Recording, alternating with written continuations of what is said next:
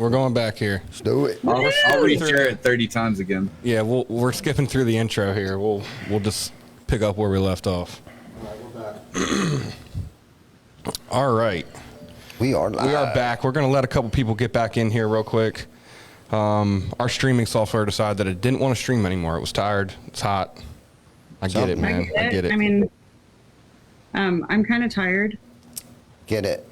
Hey, everybody. Welcome back to the welcome Behind back, the guys. Tulip. Welcome back. We apologize.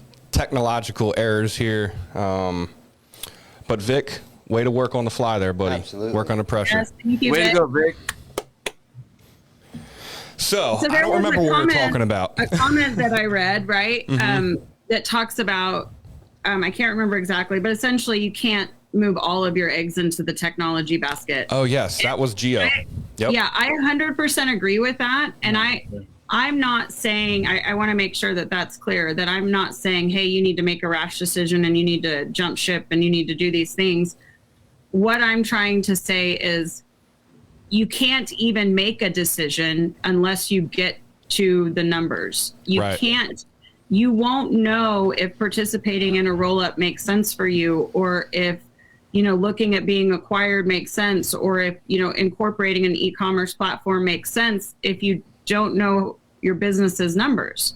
You won't be able to trim the fat. You won't be able to do the things that you need to do to sustain until you're completely aware of every cost associated with your overhead and what you're doing on a day-to-day basis, and adjusting those, right? Like fuel charges have gone up a lot. And I know personally, I haven't gone into my, budget sheet and upped my fuel percentage, because fuel is a variable overhead cost, right? Because the more jobs you do, the more you're going to drive, the more leads that come in, the more you're going to drive. But I haven't gone in and adjusted that. And I'm sure that I'm not the only business owner out there that hasn't gone in and raised their prices. Yeah. Not because of the manufacturers, but because our overhead is going up. Right. Yeah. Of course it is. We had a couple products that we use actually just recently go up, and one price is going into effect Friday the 1st. So we have an increase going in on Friday, but we try to stay proactive on that thing and try to get a heads up of like, okay, what is the percentage going to be? That way the jobs that we bid today and yesterday aren't affected, or are affected, positively come Monday. You know what I mean? Yeah. And I think a lot of people don't get that.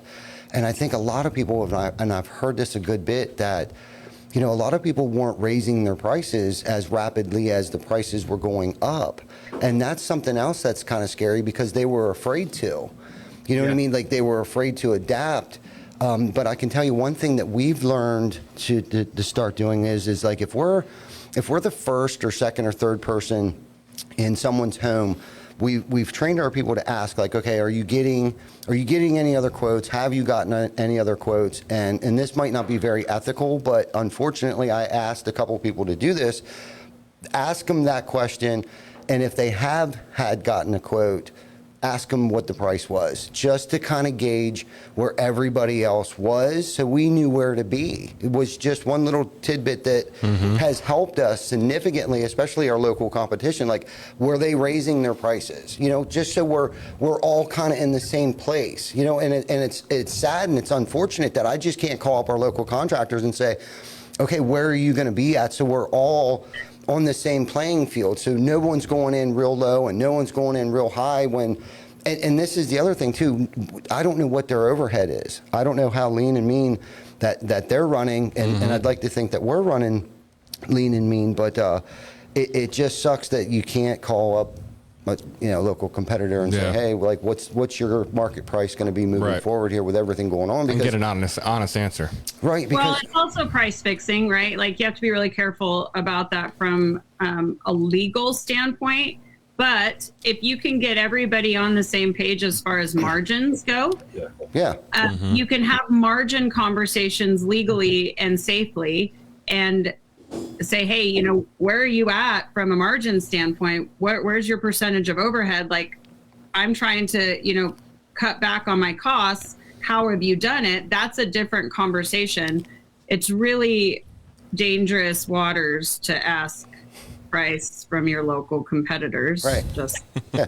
Well, unfortunately, I don't have the balls to do that. Or fortunately, I don't have the balls that's to do actually that. fortunately for you. Yeah. Oh, yeah. Right. But I don't think that was came out right. Yeah. Right. Yeah. But I was just thinking about something the other day too. The other thing is too that where we're going to probably start moving towards is buying back in bulk again. That way to try to get out in front of it, whether it be our felt paper that we're getting ready to go with. We got a branded Synthetic. synthetic felt paper Oh, that those white label synthetics look so nice when people drive by and they see your logo up on them. Yeah. Yep. So we're getting piles of that, drip edge, anything that we can step flashing, that kind of get stuff. for our local retail stuff. That way we're just pulling everything out of the shop. We're keeping an inventory on that. But we're also, two things are going to happen. One, we're buying at bulk price. The second thing is if there's any other price increases, hopefully we're covered for a while. Yeah. Hopefully you can make it through. I mean, because the rate that they've been coming in, man, it's like, I can speak on the new construction side of things. By the time we hit up all of our builders for price increases, we get the response back. I mean, poor Vic behind the scenes here, he unfortunately takes a lot of that burden in.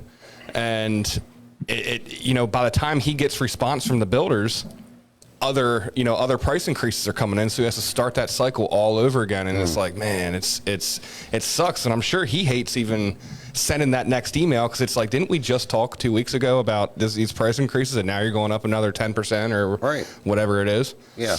What's up, Phil I called Andrews? Phil to come say hi. Whoa. What's going on, man?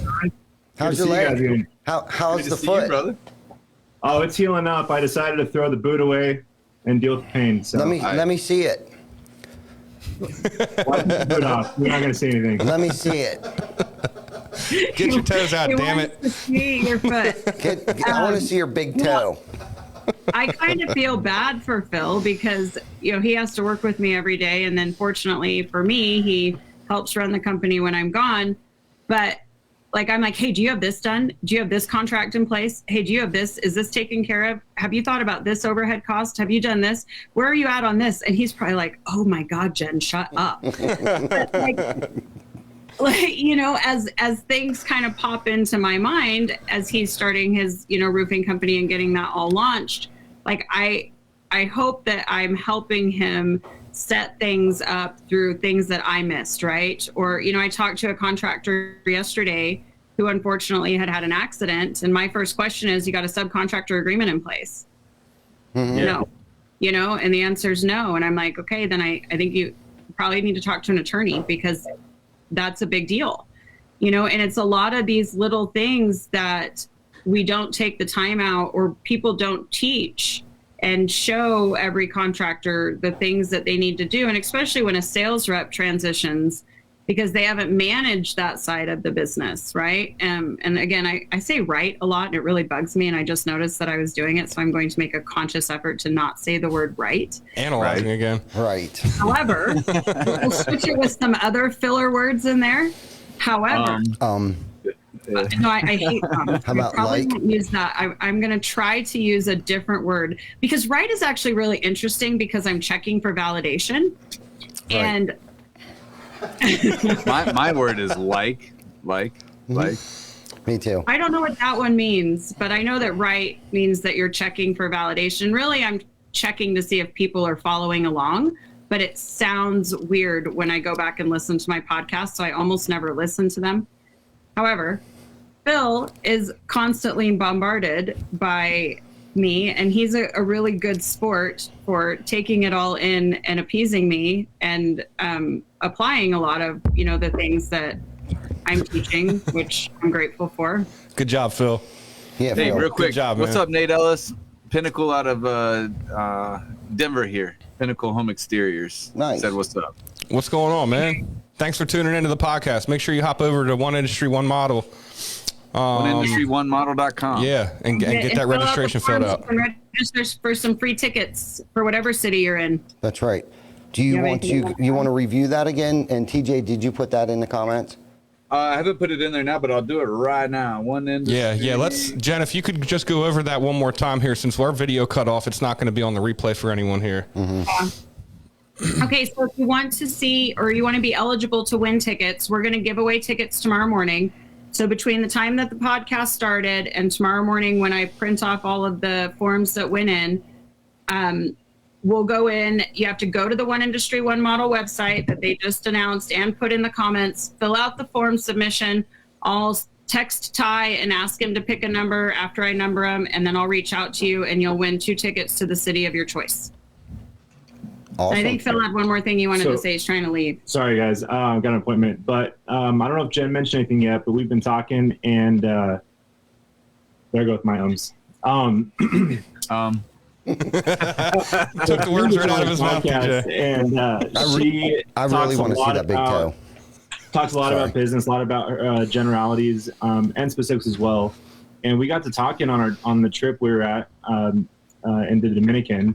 And through a lot of discussion, we decided that I'm going to lock her down and dig in deep with some of the details of how she would start a roofing company. So because I am starting my own company and I've been going strong on it, I've got a lot of questions. She's been asking me to handle a lot of her stuff and a lot of things that I don't understand. I think there's a lot of things that she brings up that a lot of contractors out there don't quite understand. Mm-hmm. So we decided about a month from now, we're going to get started on our own podcast to dig in deep with the details and how to get things started. But it's not going to just be on roofing. Like that's a really big deal for me. I think we're going to call it adulting education, the shit they don't teach you but should. And we're actually going to go through all things it takes to be an adult. I think it's super interesting that we've taken the word adult and turned it into a verb. Mm-hmm. And the reason that we've turned it into a verb is because now there's like various stages of adulting. I mean, I moved out at 17. I've lived on my own ever since. That's unheard of these days because people aren't taught how to be adults. And so I think that, we are going to talk about how to start a roofing company and those things too. But from a business standpoint, why contracts are important. As a consumer, why you should read your contracts, right? Most people don't. Let's be honest. They don't read them. Right. But also, how do you get out of credit card debt? Like if you're in credit card debt, what's the best way to get out of credit card debt? What's the quickest way to raise your credit score? What is the most efficient, way to run your electric or, cut down on your energy bills? How do you program your thermostat so that it's set? Like silly things like that, but things that actually matter in life. How do you file for unemployment? How do you know what Obamacare is? Like, have you looked to see if you qualify for something like that? Like all of the things that nobody teaches. Yeah. And so I think Phil and I are going to start that probably late August. That's a great idea, man. That's a great idea. How to apply for grants, state grants and stuff for grants. Stuff. Well, that a lot of people don't understand. There's a lot of free money out there to do anything that you want in this country, man. And a lot of people don't realize that. We really want to do an overall educational podcast and be able to help as many people as we can. So that's great. Congratulations. Let me piggyback off of that because I feel like I can add value to that as well. A lot of roofing company owners or people in the roofing industry were really pissed off when I came at them a year ago saying, stop only talking about roofing in your content. And people didn't understand what I meant by that. And what I meant by that is that there's more to life and more interest and growth of oneself by talking more about than the trabajo, right? The job or the work that you're doing. You got to talk about everything that goes into that work. You got to talk about yourself a little bit to make yourself interesting, right? And you got to do something great for your company or your community and keep thriving.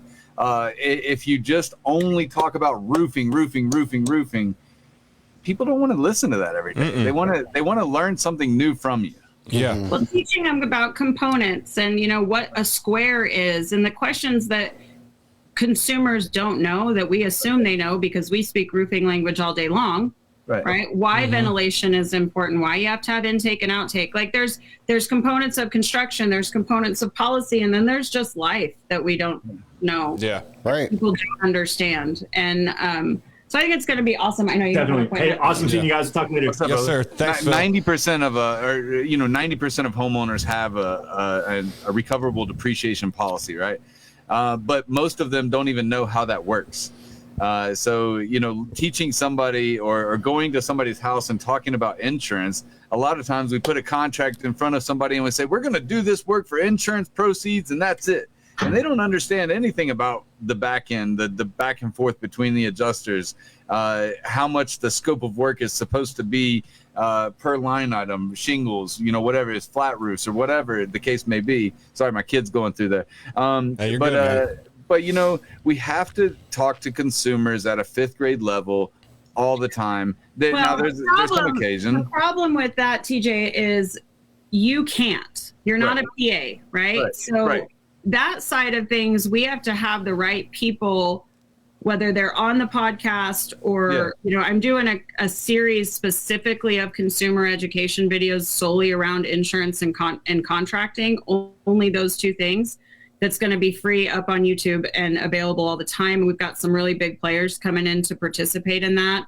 And we're filming that right after the Orlando event in Orlando to help contractors have a place to send their policy or to send their consumers so that they can understand what an RCV policy is and they can understand what it means to have code upgrade or ordinance and law, whatever you want to call it, because you and I can't explain it. And the way that with the knowledge that consumers have right now, contractors are almost forced into a position where they have to, or the homeowner has to pay somebody 10% or a percentage in order to explain it.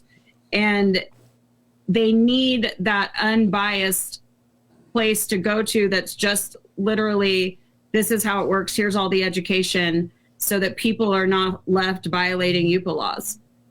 Yeah, that's a good point. Yeah, no that's doubt. a good point. No doubt. Yeah, you're not supposed to talk about the insurance, right? Scope of work is what I meant by that. But most homeowners don't even know what scope of work means. Right. Yeah. Right. TJ, I want to bounce backwards a little bit and rewind and kind of piggyback off of something that we actually started talking about before the video got interrupted. Ty had asked you guys the question about, the correction, we're going to call it, and, what you can do. And, we started talking about cutting the fat. Right. You're a great person to speak on this because, before we went live, you were talking about how technically, you're in the business of social media and that's how you do a lot of your promotions and all that kind of stuff. 17 hours a day on a device, doing some kind of promotion. That's a good way of, number one, trimming the fat, on marketing expenses and that kind of stuff. But on top of that, man, I just completely lost my train of thought. No, you're good. Hey, you left it at a great spot. I can pick up from right there. Yes, and cool. Go ahead and pick up, and I'll have the second part of that. Okay, awesome. Well, so Dmitry Lipinski, who's going to be speaking at our Minneapolis event, he's one of our sponsors. I had an interview with him a couple of days ago, and one of the things that Dmitry asked me, he's like, "What's your screen time?" Right? And going back to the 17 hours, my screen time is typically around 17 hours a day, and I'm generating some sort of business, or I'm working on my business, or I'm producing content, or I'm making sure that my content is doing well. I'm always doing something. But one of the reasons why I feel so heavily about marketing myself or branding myself is because I personally have not spent one physical dollar or dime of my own money to create content to get where I'm at today.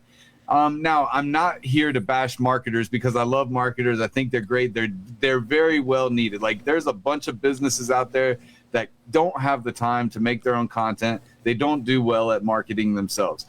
By all means, keep your marketer, right? But what I'm saying is that there's an opportunity for you to learn more about yourself and reaching clientele on a different level. In 2022, it's TikTok. In 2025, it could be another platform. But we can't be stuck in the MySpace movement. And a lot of roofers are still stuck back in the old days where we're still trying to friend Tom instead of friend, Tom. we're instead of friending possible clientele. We're more interested in pleasing other people in our industry versus pleasing people outside of the industry. Now, my Facebook is full of roofers, and that's who I attract, right? I attract roofing company people. But on my TikTok, 231,000 as of today. Thank goodness, I finally reached that. It's for me. I don't care who watches me. I understand that people are trying to find a dynamic of clientele to reach, right? But who knows who's watching my client, or watching me? Like last week, I had a video get 3 million views in one day. 3 million people saw World's Greatest Roofer last week in one day. And to me, that provides leads. It provides opportunities. And something I was saying the other day, it doesn't matter if I'm World's Greatest Roofer or World's Greatest Hot Dog Salesman. I could change my name today and I'll sell out hot dogs tomorrow because of the way that I've created my personal brand. Yes. And I actually, while you were explaining that, I remembered where I was going here. Yeah. You started touching on, not talk about roofing. And the importance of that is because the person that you're going to do business with, that your company is going to do business with, they're not buying a roof from your company. They're buying a roof from TJ McCormack. Right. And they want to know who you are. Right. They want to know who you are deep down. If what kind of interests you have, what kind of values you have as a person, what your morals are, where you line, what are your core values and that kind of stuff, and you'll get to know that. We talk about it all the time. We get guests on this show and it's like we feel like we've already known them and we don't even know them. Right. Just based on that social media presence. So exactly. That's why it's so important, man. Right, and you gain what is like a social media reputation, right? And like Chris just said, like Eric Obram and Paul Reed and those guys like that. Like I feel like I've known those guys forever. You know what I mean? Because we've talked so much through social media and we communicate, whether it be through Messenger and let's face it, like that's where it's gone today. You know what I mean? People are watching this. We lost reception and now we still have 15 people watching. Like that's crazy. This is their TV today. This is their computer today. This is their GPS today. And I know, unfortunately, I get sucked into it. But my biggest question for TJ is why TikTok, bro? So this question gets asked a lot. Back in December of 2020, there was nobody on TikTok selling roofs, talking about roofing sales, talking about running a roofing business, recruiting other types of roofers from that platform. And I saw an opening and I took it, right? It's literally like a race car on Sunday when, I'm getting in front of the leader.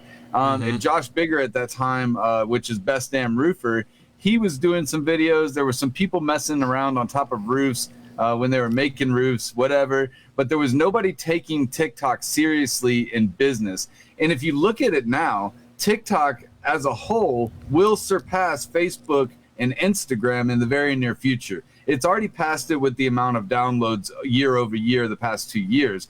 But they're doing new things with branding. They're doing new things with marketing. They're working together right now with restaurants, right? They're really trying to promote restaurants and locations of restaurants, which means that they're trying to get more and more businesses involved because I know that if my video is good enough, the algorithm is going to show it to a lot of people and my brand is going to be recognized and so will your brand. It's not that hard to learn how to do this. And my followers might follow you too, but it's your obligation to go find your following. Those people who want to do what you say, Ty, they want to know more about you. They want to know about your family. They want to know about your business. They want to know, of course they want to see a roof every now and again, right? That's your job. But at the same time, they want to learn you. When I go to Fogo de Chao, I'm giving a brand name, right? I'm going to Fogo de Chao to eat some dinner. When I go to Fogo de Chao, it's because I expect that experience is going to be great. And I know that every time I go there, that it's going to be good. Now, these homeowners, when they call me or they message me on TikTok or they like my videos, and they love me.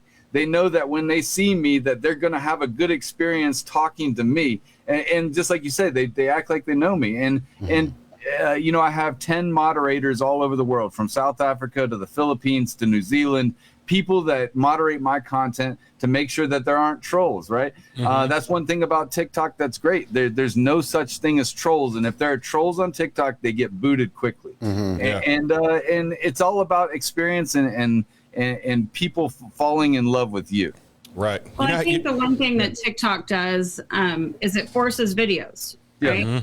And people want to watch. Yep. They don't want to read. They're tired. They want to watch and they want to learn sometimes, but really they want to watch, right? They want to watch things that are both comical and educational that require not a lot of brain power. And I think that that's the biggest advantage that TikTok has over the other platforms. Now, Instagram is photos, in some videos. And Reels now. Yeah. Reels, right? And Reels are picking up momentum for the same reason that TikTok has the momentum that it does.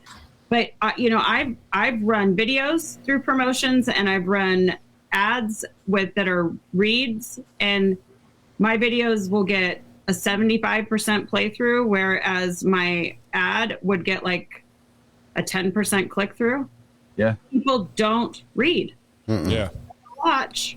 So we have to get more comfortable being in front of the camera, and it's awkward, right? Yeah. I don't like it. I tell people one thing: if you're going to start to do videos, don't watch them. Yeah. Do one, record it, post it. Yeah. For real. I mean, it really is. And then if you're going to do it for a while, the best advice is actually watch it. Once you can start standing the sound of your own voice, and then you can start, realizing how many times I say right. Or not at the beginning. Not at the beginning, because if you do it, you'll never post it. You're so overcritical of yourself. So you almost need to build up your confidence around it, right? Like you post. Oh, damn it, I said right.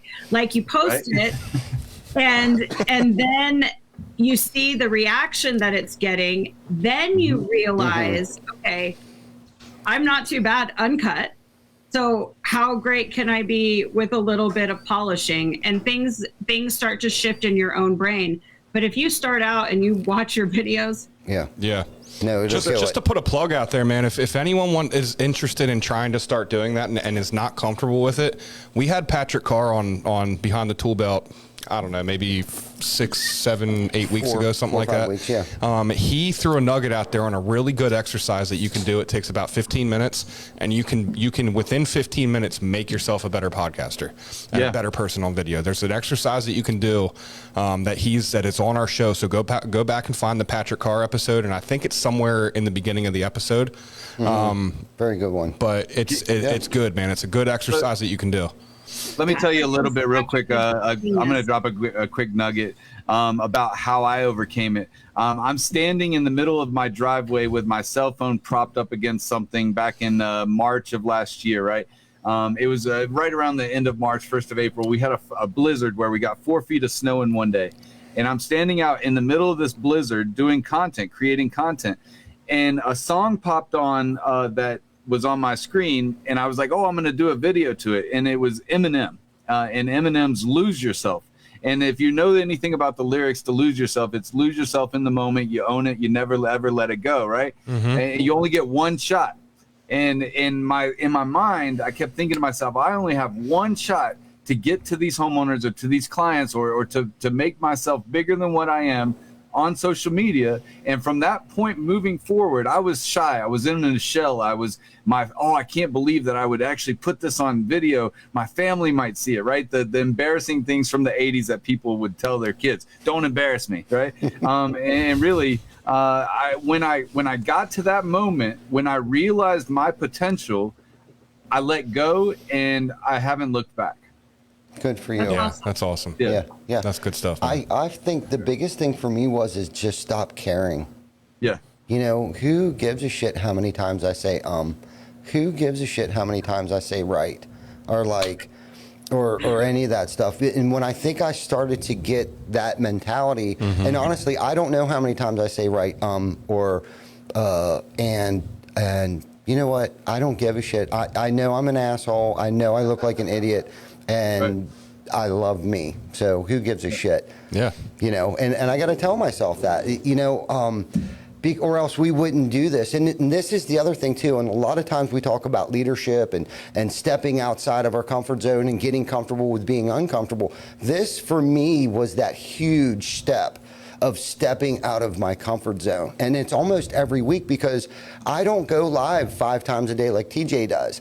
But but I do notice, like when we have home shows or we're doing some kind of an event, whether it be a food drive or the 21 Turkey Salute, I do happen to go live 3-4 times a day. By the second time, bro, I'm like dialed in. I feel like I'm dialed in, whether I am or not, doesn't matter, because I feel good about doing it. I'm not nervous anymore. I'm just saying what I think I need to say, get my point across, let everyone see what we're doing, and that's it. I hit the finish button, and I never delete it. You know what I mean? And the more you do that, the more you feel better about it. And really, at the end of the day, isn't that what it's about? Who cares how many rights I say, right? You know, I care about my rights, and it's only because I've really noticed that. And I look at it, it isn't the word, it's what does that mean inside? So am I checking? Do I not feel like it's a validation? Am I worried that people are not paying attention to me? Like, what is that? So when I look at repetitive behavior, it's more from a psychological standpoint of, is there something broken or missing, or what is it that's causing me to say that word right? Now, if it was um's a different word, right? Is a pause word. It's a conjunction. You bring it all together. But right is a validation word. Mm-hmm. And I have struggled so much with worthiness and feeling lovable and other things throughout my life that I feel like I'm constantly overcoming, and I'm constantly, telling that bitch Karen, my negative self-talk, to shut up. Mm-hmm. And I wonder if that is what that is. So I'm more cognizant of it from that standpoint than I would be if I said like or because those aren't my words of choice. It's very interesting to me that my word of choice is right from a validation standpoint. And that's really what I'm trying to work through, because we all have words that we use. I mean, we can't fill every single freaking space of time. Right. No, and that's a great point too. And that's you trying to figure out you. Yeah. Self-awareness. Yeah. Yeah. No, I like that. For sure. Yeah. Well, for sure. It's an ever evolving game, right? Yeah. Self-awareness. Right. It never ceases. And, when you look at leadership, I think one of the biggest defining factors in true leaders are not how intelligent they are.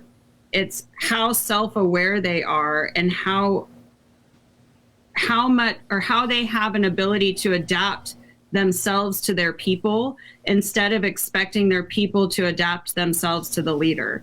And because that to me is managing. And that I think it's a tough thing, and it takes constant work, and it takes, constant accountability, inner accountability of looking at those raw things. And it takes time, and it takes understanding, and it takes listening to truly understand where your person is at, and speaking to them the way they need to be spoken to, not the way that you need to be spoken to. I think we speak to people the way we want them to speak to us, but that's the wrong way. Yeah. Because they don't think the way we think, right? You speak to them inside of their listening, how they can hear it, how they can receive it, and, we talked about the birds, Ty. Mm-hmm. Which I freaking love the birds, because so the birds are a concept that I learned from a company called Taking Flight, and it's a spin on the disc profile, but you take the letters and they translate into a bird, and they're eagles, parrots, owls, or eagles, parrot, dove, owl. Okay, DISC. So if you're a high D, you're an eagle, a high I, you're a parrot, a high S, you're a dove, and a high C, you're an owl.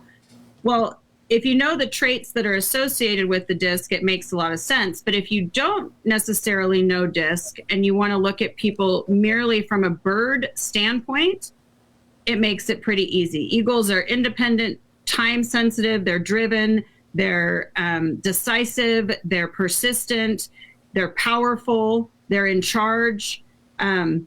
Parrots are talkative and outgoing and relationship related. They're in flocks. They're beautiful. They like to be the center of attention. They're good companions. Then you've got a dove who represents peace and continuity, and what are some other good words for doves? Because I can't think of any off the top. Peaceful. Loyal. Yeah. Well, loyal, yes. And then you've got owls, and owls are quiet, hidden, observers, questioning, right? They're constantly watching. They can turn their head in 360 degrees. They know everything that's going on around them.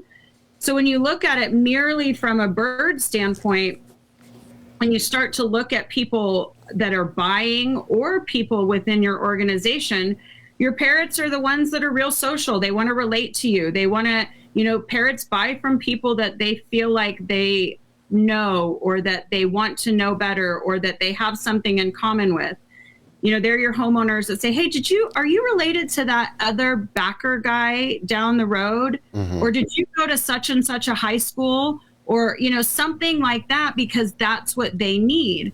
Whereas your eagles are your people that are always in a hurry. You've got 5 minutes, and you hooked an eagle when they start asking you questions. But if an eagle isn't asking you questions, you haven't hooked them. Mm-hmm. You haven't said the right things to an eagle, and you have a very limited amount of time to get them in a position where they're interested in what you have to say. Doves are almost never decision makers. They usually have an eagle in the background somewhere, whether it's a kid, whether it's a parent, whether it's a friend, whether it's a spouse that does make decisions, because decisions are scary. Doves would rather sit on the fence and have no change. So you have to do more investigating, and you have to figure out who is that decision maker, and by saying things like, I know this is a really big decision. Do you have somebody that you can kind of talk through this with? And if they say no, most of the time you kind of have to make the decision for them. Like, if this was my roof, this is what I would choose, and here's why. Because a lot of doves will get paralyzed in the whole fact that it's going to cause change, right? Mm-hmm. And then your owls are your questioners. So they're the ones that are, walking around with the clipboard, asking you 20 questions, that you have to provide all of this detailed information on warranties. And, they've already done a lot of research. They're the ones that when you go out to a job and they ask you something, they probably already know. And if you lie to an owl, they're done. Mm-hmm. Like, they're slower to trust. You're not going to get them back. You're way better off to say to an owl, hey, that's a great question. Nobody's asked me that before. Let me find out and get back to you, than you are to try to muffle through it. Yeah. The challenge is most business owners are eagle paired with either parrot or owl. Most salespeople are parrot eagle combination, somewhere around that. Most production people are probably more owl, some eagle, but mostly owl. And as a business owner, if you go into an owl and you say, you need to do this, this, and this, and there's no background, and you're not explaining things to them, and you're not giving them enough, they get cut off. And if you go into a parrot and you don't ask them how their weekend was, or, relate to them a little bit before you talk to your team, they feel like there's no connection and you lose them. But if you're an owl and you go to an eagle and you start to over-explain things, eagles are going to get freaking frustrated really fast. Like, I already got it, dude. You said the same thing 5 times. Like, and so knowing those little things about the birds, I think, can significantly help you in both managing the people in your office, dealing with your customers. It's super easy. And it's always been really effective with me. Like, I can go to a restaurant now and just watch the servers, how they work, mm-hmm. and pretty much know which bird. Go.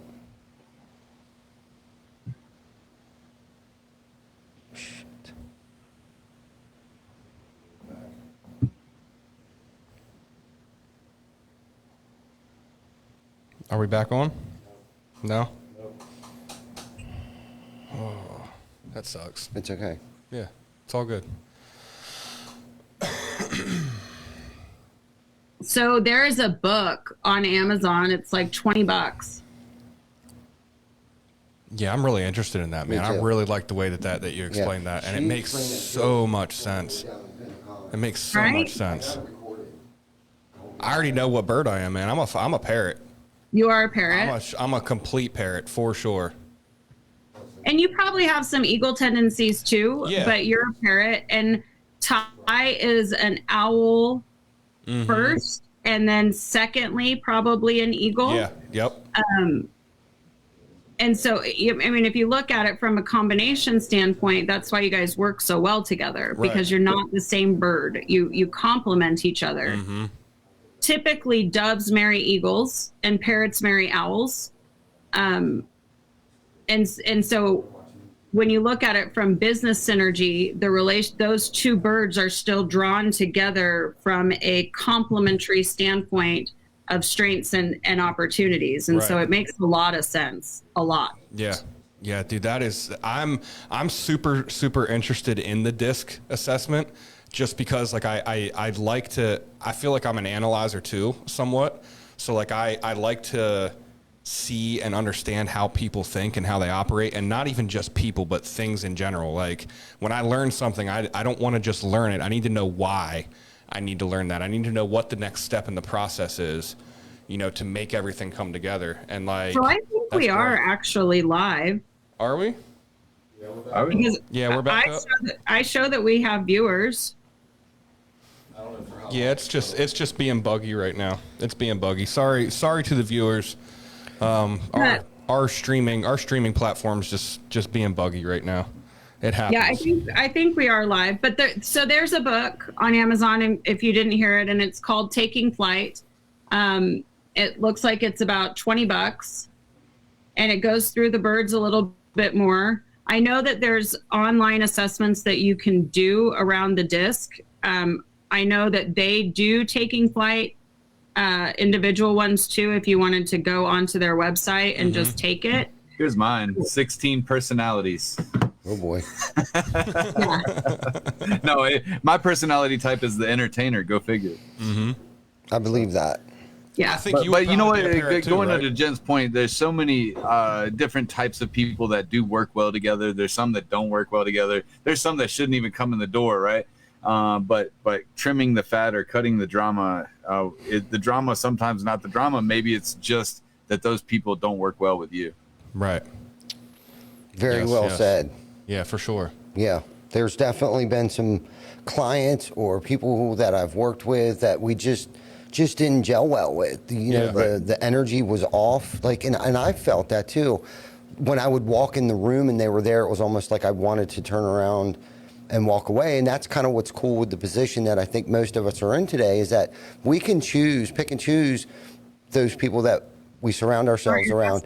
Yeah. Not everybody has to be your customer. Right. Okay. Exactly. Or a coworker.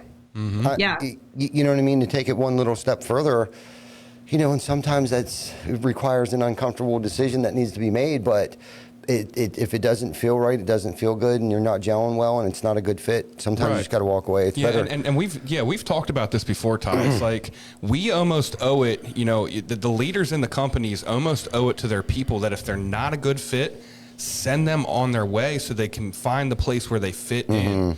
You know what I mean? Because if that's part of your duties. I'm going to take that a step farther and say it's also part of our duties to protect our other employees from employees, right? Yes. And protect the work environment. And when I was 27, I was a grocery store general manager, in the process of being promoted to a district manager and starting to go into different stores. And I let a guy go, and he went home and killed himself. Oh my God. And his dad came in, and his dad, screamed at me in the middle of the store. And it was probably one of the hardest things that I've ever had to go through as a business leader. But I had to remind myself that it is still my duty to make sure that the rest of my team is protected, right? It isn't my fault that he responded that way. It was part of the issues that were going on inside of the store anyways. You know, I felt like he was on drugs. We couldn't tell. He made other women uncomfortable. And, you know, I tried to talk to him about, you know, staring at people and, you know, appropriate work behavior. And he just was not receptive. And it was a really hard thing to go through and move through. And I think now, because I had to push through something like that, when it comes to terminating people, like, if you know they're not a right fit, let them go. Don't drag it on. You know, hire slow, fire fast. Get them out of your culture, move forward. It is the right thing for them, Chris, like you said. And it also is the right thing for the rest of the team. And the longer that you allow that person to linger, the damage that it does. And I think my only regret is if I had let him go sooner before it had evolved to that place, maybe the outcome would have been different. Right. But I let it go too long. Right. And that is my one regret around that event. Yeah. When we had when I worked for Mad Sky back in years ago, we had 300 adjusters, and LC would say we have to get rid of the cancer as soon as the cancer starts, because if you don't get rid of the cancer, it will kill your culture. But there's also a way to be humble, or, you know, use humility when you're firing or getting rid of somebody that doesn't work in your culture, because although that they might not fit in your culture, if you fire them the wrong way, then they will do whatever they can to try to destroy your brand or make you look bad. And we're all, you know, careful to make sure that we're not a cause for cancellation these days, right? Yeah. Most of the time people aren't happy, right? Yeah. And if you are honest and you have conversations with them with respect and just say, hey, look, I can tell that you're not happy. This is what's kind of showing me that you're not happy. And I want you to be happy. Life's too short. So we're just not a good fit together, and no hard feelings, right? Not for us. You know, we wish you well. It's the emotional terminations, right? That tend to go sideways. When you can do things from logic, life is a lot easier. It really is. And we've tried so many different things where, you know, like you said, hiring slow. We have now put in place like a 3-part interview process. And we figure if they make it back on the 3rd interview, that's a good sign. Sometimes they don't. And then we've already cut our loss, so we didn't have to worry about it. So we've slowed down on that, and we've tried to pick up the speed on letting someone go. And we let an individual go. And we tried something new. We actually gave them a 2-week notice. Just, you know, look, hey, it's the end of your 90 days. We just feel like literally told them, you just don't fit the culture. It just, you're not gelling well with your coworkers. Yeah. But we will definitely highly recommend you if you need a referral. Like, you might excel someplace else, but just you don't fit in here. Because the last thing I have ever wanted to do was destroy somebody's life, their financial well-being, and you know, their families that they're trying to support. So that's kind of why we used that approach. Now, most recently, there was a situation that had probably been going on entirely too long. No one's fault but my own. But there was pros and cons to it. So it was like, and there was a lot of manipulation going on, and that's hard too. That's hard to sift through the shit, especially for someone like me. I always see the good in somebody, always. You know, and I wear my expressions, my feelings right on my sleeve, and you know, and recently we've had to make a really hard decision, but we made it just because it was the best thing to do for the team, because we were subjecting, not even I was subjecting the rest of the team to, and I'm going to call it abuse, even though it wasn't physical or maybe it was some form of mental abuse, you know, just because of all of the extra work that everybody had to do. And it was like, none of us could excel, right? Like, so we're all trying to go in one direction, but we constantly had to keep coming back and repairing things. So then everything stops, but meanwhile, like, production's going on and things are happening, so we're not capable of doing our jobs because we're cleaning up somebody else's job. And then by the time we get back around to actually doing what it was that we were supposed to be doing, or why we were hired to do what we were hired to do, we forgot what we were doing. Things are getting messed up because they're not doing their job. So then we can't do our job because we're constantly worried about them not doing their job. Yeah. And it's called the circle of safety. As long as everyone's... Go ahead. Even more so right now, people have such a fear of how are you going to replace them, right? Like, the workforce is not there. It's hard to hire. It's hard to find the right candidates. And I think we're keeping the wrong candidates even longer than we would have due to the current situation that we're in as far as unemployment goes and people wanting to work. And it's just this vicious cycle. Yeah. And hopefully we can shed some light on some of that stuff on the tour. Yeah. As far as there are some roofing companies out there that won't even hire other roofing salesmen that have been in the industry prior to coming to that company.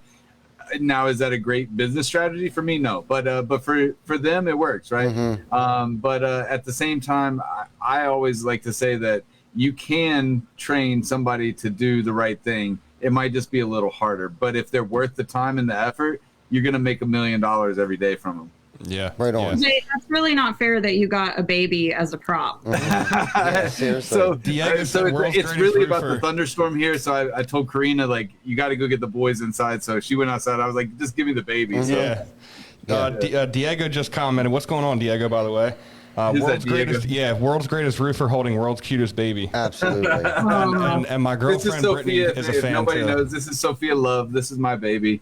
She just turned 3 months the other day, but she's a bundle of joy, and she's going to be the best damn roofer, world's greatest roofer baby soon. Jen bought me an outfit for her because it says the world's greatest roofer made me. That's awesome. Yeah, as soon as she sat down, she was all smiles and everything, man. Man, you know what? I'm blessed. I haven't had a problem with her at all. She just started talking, like, babbling the other day.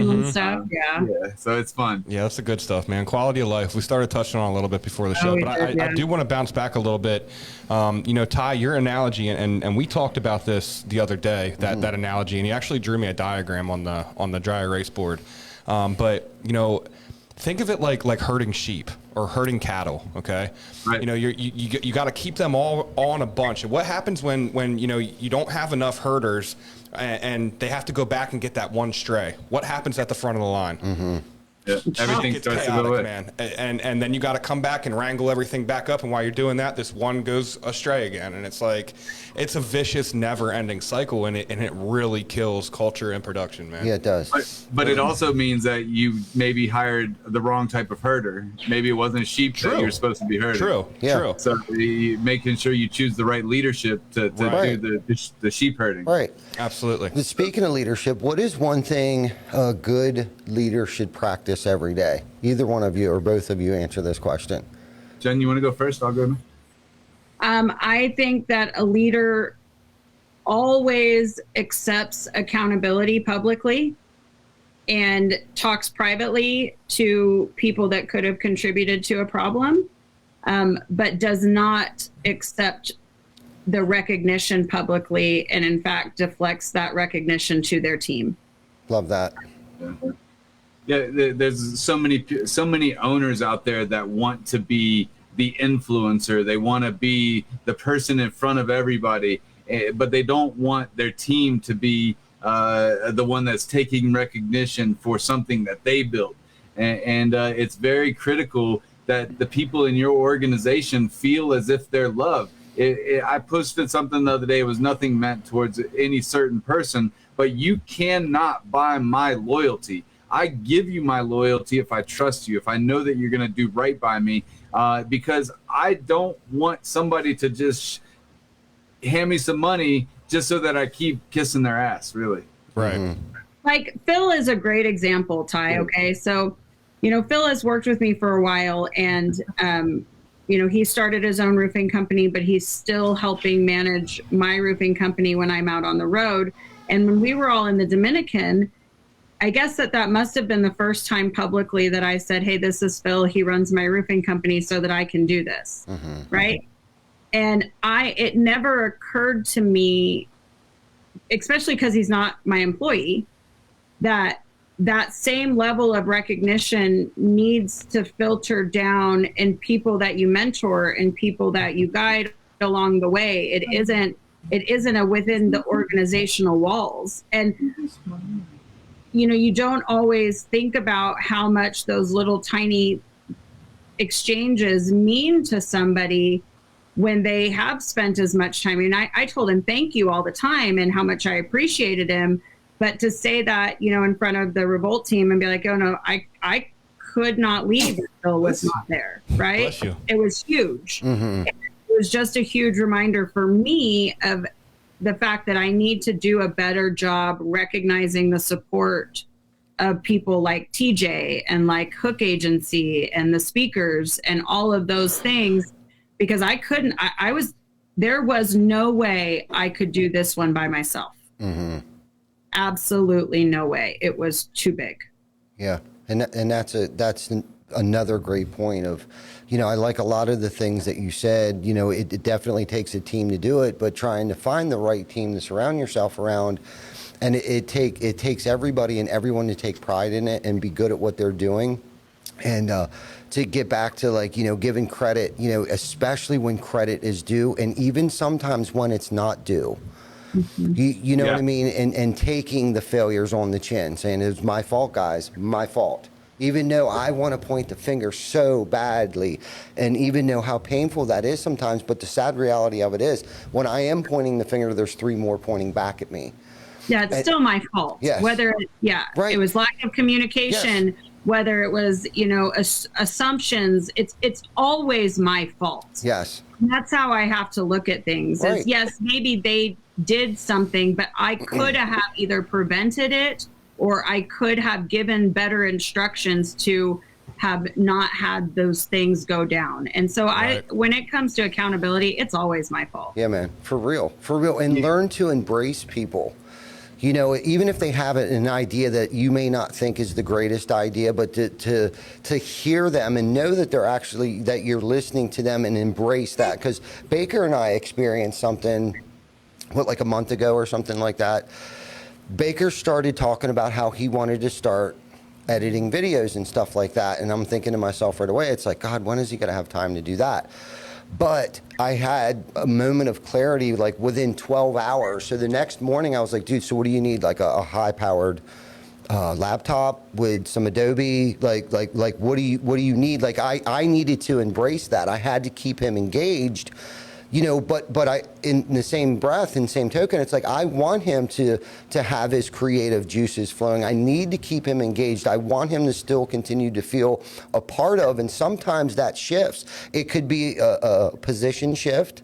It could be just something else that he's allowed to focus on 20% of the time, where 80% of the time he does his job, what his full-time job. But if he can focus 20% of that, his creativity, his creative side, in something to keep him engaged, and when we allow people to do things like that, that's when your business can grow. Speaks a lot too, man. Because who knows what that's going to turn into at some point in time. Plus, he's happy. He's engaged, and the content and everything that goes with it. I mean, I could go on and on and on about that, but what it comes down to is I have to stop trying to control everything.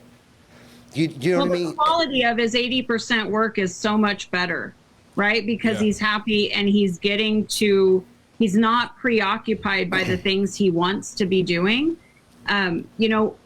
Last year, before my team went on their way because I was gone, which again is my fault, but we had Xboxes in the office. And hey, you have a shitty interaction with a customer, go play a game, go decompress, let me know. We had weight benches in the office.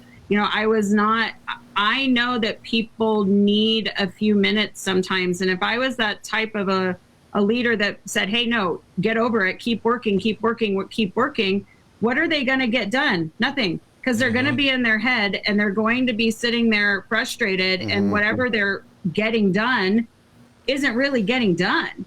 So letting them take an hour or 30 minutes and play the Xbox and decompress and come back recharged, I got way more productivity out of my people. Absolutely. And people thought I was insane. They're like, how do you let your employees do that? I go, I understand that he was an owl and he's an introvert, and introverts need alone time to decompress. So typically, right? So typically that looks like video games or sitting alone somewhere or doing something along those lines. Now, does it mean that they could do it all day? No, obviously it was within reason, but getting it out of their system was way more effective. Whereas like somebody like Chris, who is not an introvert, he probably, when he's frustrated, does a lot better releasing creativity and creating something new and beautiful, so that he can move forward and move past things. So when you understand how people are wired and how people think, and you allow them to be in their natural state, and that's all okay, that's how you retain people. That's how you have a culture that attracts other, people. That's how you are able to make changes within an organization, and you have the trust of people because you understand what people need and you allow them to be. Absolutely. Yeah, and I can speak on that a little bit because I mean, his story was about me. Two things that it did. Not that I ever doubted this man and how he feels about me and how much he cares and how vital he feels I am to what we do every day. But it just was another notch on the belt to reassure me that he does listen to me. He does give a shit about me outside of this company. You know what I mean? And number two, it also, I also realized very quickly that during the roofing season, I don't have fucking time for that shit. So no doubt. But that was your choice, right? So it's totally okay because you got to choose it. Yes, I got to choose it. Yes. But that was my plan all along. When I hung up that phone after that conversation, I immediately was recharged. Immediately. And that doesn't matter, Ty. If that was your plan, that's a leader. Right? Because that's leading people to realize things on their own. Sometimes it means they have to make their own mistakes. And they have to learn from that. And that's difference between leadership and management. A manager would have been like, no, you don't have time. You're crazy. I'm not going to do that. A leader says, I don't see it, but here you go if you want to try it, because Ty knows it's not something that's going to ruin the company. No. Right. We all need to experience our own lessons sometimes, and that is a clear indication of a difference between a leader and a manager. Yeah, and there's nothing to say that November, December rolls around and we slow up 10% or something like that, and I have 2 hours of downtime in the office that I can get on and mess around with some stuff and see what happens. But I now know that I'm not going to get reprimanded for wasting time if I'm like, hey man, let me throw something together. What do you think of this? Like, you know what I mean? So it's great. If I wasn't able to create content daily, I would lose my mind. And I appreciate what you're trying to do, Chris, there. It doesn't just work for you. One day when you learn how all of the programs work that you're getting, you'll be able to do other things for the company that maybe have been missed in the past. Exactly. Yeah, for sure. Yep. And the other thing that it did for a very short time, because it was before busy season started, this whole thing like really started working in my head. It gave me some one-on-one time with John. Where me and him could have like nerd talk and stuff, and like I could sit down and he can show me some of the things that he did and how the programs work, because I was trying to teach myself, and I'm like, man, I got this really good asset right here that can explain these things to me. And there was probably a 3 or 4 week period that like every day I was going in and being like, hey John, look at this, like how did you get this to happen in the jingle, like what did you do for these layers to make these things come together? And it's like it gave us something to communicate on a daily basis about that I don't normally have the interaction with. I love it. I think that's awesome and a great story. Yeah, no doubt. Keep your people happy, and just the smallest thing that you did there, Ty, it could make his life a whole lot better one day. I mean, it's not saying it's bad now. Right. No, and it doesn't even have to be stuff that big. Like something stupid that we did. We put a picnic table outside, so people can go outside, smoke cigarettes, eat their lunch, sit in the morning, drink coffee. We get coffee and donuts every Friday morning. The guys get out of bed every Friday morning to come to the office because they know what time coffee's arriving. Do you know what I mean? And now we have picnic tables out there, and it's like just these little things that you would have no idea the impact that it has on people. Because Derek came to me one day and he's like, dude, and this is already like after 6 months of doing this, comes to me and he's like, dude, I get out of bed literally every Friday morning, because I know there's Dunkin' Donut coffee here and donuts. Right. Bonus. Exactly. I love it. I think. You know what I mean? Did you get it? Did you get the fly? No. That sucker's been landing on my forehead Can this you entire see it? show, man. Because I Can you feel guys like see it? No, I can only see you like reaching for it and I'm trying to get it, sweating. which makes it that much Right. funnier. right, and I'm sweating. My freaking Well, I headphones. probably need to wrap So- this up because I've got to get home to my kids. Go go ahead, ahead, Jen. TJ. Go ahead. I want TJ. to say something before we're all done, but I want Jen to say what she has Well, to I say. was just going to remind people to go to the website. If you've listened to this between now and tomorrow morning, get your form filled out, for your chance to win a pair of tickets to the city of your choice. It's going to be a great event.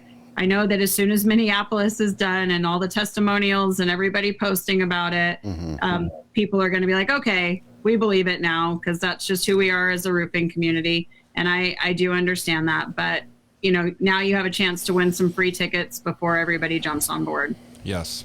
Good stuff. No doubt. I want a chance to an opportunity to say thank you to the Hook Agency and Tim Brown and his wife B.